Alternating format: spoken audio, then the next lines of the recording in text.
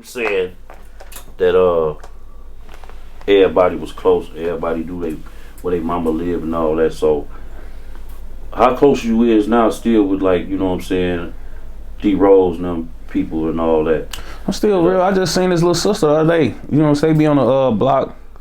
We having little things and shit in our hood, you know, where people come out. You know, I'm still like close with his family, you feel me? I ain't talked to his mom in a while, but that's still my mama. Like, that's how far this shit go. Like, his mama Motasha, you know, that's always gonna be my mama. She helped raise me in the hood. Just like my mama always gonna be D Rose mama. You know what I'm saying? Like, some people, we been hanging with each other so long that it's a lot of shit, even if we go without speaking, is what's understood. Don't really gotta be explained. The love ain't gonna change. But, you know, D Rose, I still, you know, talk to Rose and send word to him and shit. Just D Rose, bro, he a realist.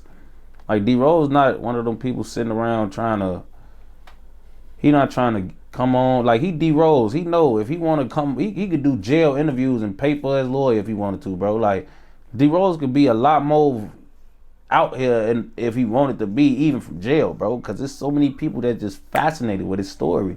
Right. But he focuses on getting home, bro. Like, it's nothing more important to him than getting home, bro. Like, he called, talked to bitches, he called the guys, you know, when he needs something. Yeah, he Muslim, you know what I'm saying? He definitely a Aki. And that's another thing, you know, like, he focused on all the right things. Yeah, man. Yeah, you know, he just a realist, and he real locked in and standing on his ding. So, you know, Rose don't really give a fuck about a lot of shit, bro. Like, his main goal and objective is to get home. You know what I'm saying? Like, once he get home, a lot of niggas gonna hear from him, and a lot of people gonna be able to, you know, talk to him more. Like, with Rose, he at the point of his life, because even before he did this bid, that he did a bid before, he beat an attempt and then caught the murder 4 months later. Came home January 2014, booked for a body by April. So it's like Bro's been locked up shit 10 years straight. That little 4 months didn't really do nothing for him. So now it's like Rose, how he looking at it is like, bro, I just got to get back. I made it out. I made it back to the streets once, folks, and I wish I could have just, you know, just maneuvered better. Like, you know, that probably them 4 months that he made it out from that attempt probably really hurt him. Like, thinking about how I beat some shit that could have got me 40 years already, folks. Right. And then to come back to the jail 4 months later fighting 40 years again, he probably don't give a fuck about nothing else, folks. He feel like he had a chance to come home, and he came home and he ended up back in his same shit. So he just in that bitch learning and just trying to get back. That's his objective. That's what's up. See, I like how your story is. You got you know what I'm saying, a real nice story. You dropping jewels, man. And I seen E-Day on there talking like, he said that, you know, your crib was the crib everybody was at, you know. Yeah. And I could tell that just by how hands-on with everybody you telling stories about. Like, yeah. You know, you when you was growing up, your house was the hood. Basically. Yeah. Exactly, yeah. So, and that was very important. So how did that even, like, your parents, like, how was that? Was that? I think what happened was, my mama, she's a realist, and I love my OG because, you know what, when you go through that phase, bro, a lot of guys, they parents turn into their enemies. They they get so focused about trying to keep them out of the streets, they'll send them to Hargrove or send them to an auntie they ain't gonna like, or do some bullshit, get them out the way, or they just turn into one of them parents who be like too good and they want to send their kid to jail and they don't tolerate it, they have them out here at other people's crib. Like, a lot of my homies' parents weren't realistic. That's how they ended up with me. Mm-hmm. You know what I'm saying? Like, you had to come get that love from my mama because your mama was too busy hating on the life you chose. You know what I'm saying?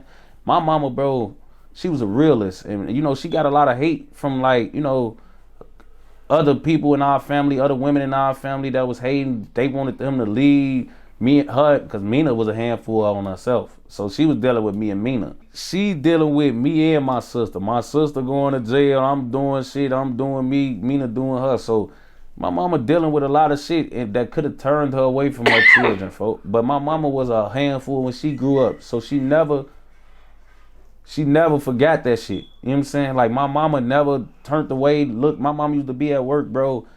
My mama would get calls about me being in the station, folks. And by the time they was ready to release us for trespass, whatever petty ass charge they had us in the station for, my mama pull up and be the only parent picking up her kid, bro. My mama just did 12-hour shift, folks. It's 4 in the morning. She just got off at midnight, folks. 1 in the morning. They waking her up out of her sleep like, your son is in jail and you gotta come pick him up or he getting sent to the juvie. She getting up, coming to pick up her son, coming in this bitch, 8 shorties in here, bro. My mama put 8 shorties in a Tudo Monte Carlo before and took everybody home. Everybody went to their cribs, bro. You know what, man? And then you know what? She a giver, bro. Yeah, she gave it to you. My mama, I can see it like, bro. She gave it to you, bro, and you a giver first. You know what I'm saying? Yeah, bro. I try to. And I can tell you give people a lot of rope when they hang it and when they cut themselves off. Cause you too yeah, I too that, and that's why I just, bro, a lot of things I do, I be cool with outcome, cause I know I was genuine. You know what I'm saying? I don't give a fuck. I know I gave you every opportunity to succeed. So if you fail, that's just you, folks. You know what I'm saying? Like I said, I was, like you say, my house was the hood, and it wasn't like I was a goofy. Like my hood was just taking over or taking advantage of my circumstances. What happened was, bro, honestly, like I say, my mama a realist. When I got locked up for that gun, before I got locked up for a gun as a kid, I tried to, like, I was getting high. I used to try to, like, get high and then wait 4-5 hours for my eyes to turn back white, then go in the house. I never wanted to go in the house smell. I used to go trying to walk in the crib like I don't want to smell like weed. I tried to keep so much shit away from my mom. She never saw me with a gun until I got locked up with one. You know what I'm saying? She never even went in my room and found weed in my room, guns, nothing, bro. Like, I tried to keep, cause I remember D Rose got caught for getting high, bro, when we was kids, and I ain't see D Rose for almost a year, bro. I swear to God, like, his mama moved, and his mama was a realist too. You know what I'm saying? She was a realist too, folks, but she just felt like she wanted to save D Rose from whatever she thought he was gonna get into. So she told me, bro, I swear I ain't almost see folks for a year. You was like, damn, I don't want that. Right. My mama gonna send me away. Hell, I'm cool, folks. So I'm like trying to keep it away, folks. And when I got locked up for that pipe and went to the juvie, you know, it kind of like showed her, like, you know what I'm saying? Like, man, my son out here. Right. Like, I can either be a hard-ass parent. My daddy in the feds at this time, too. I'm glad I forget to mention this. That's when my father not in play. So, my mama could have been one of them parents where it's like, you know, my son, he doing fucked up shit. I need to get him up out of here. Or she could be one of them parents where it's like, I don't condone what he doing, but I'm gonna help my son. You know what I'm saying? Like she nigga, she was, like I said, she from the project. She was her own handful. Like she started, like, bro, I remember my mama used to ask me when I used to be leaving the crib. She would say, "You got your gun with you?" I swear to God, as a 15-year-old little boy walking out the crib, my mama asked me. She used to call it my son. "You got your son with you?" I'm like, "Yeah, I got him."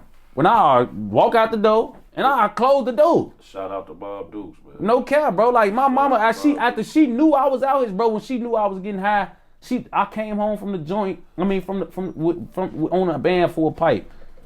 She knew I was getting high. She told me, "Look, man, you don't gotta try to go sneak and get high. Just if you want to get high, just go on the back and smoke out there. You know what I'm saying? You don't gotta try to run away and get high, bro. You know what I'm saying? Just go on the back."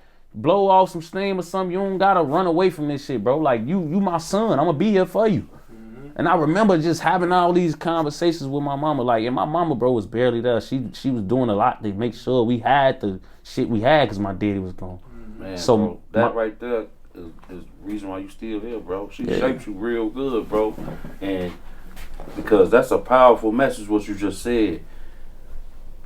Parenting don't come with no rule book. And then when they do choose, they be too hard and they become an enemy to their kids. Exactly.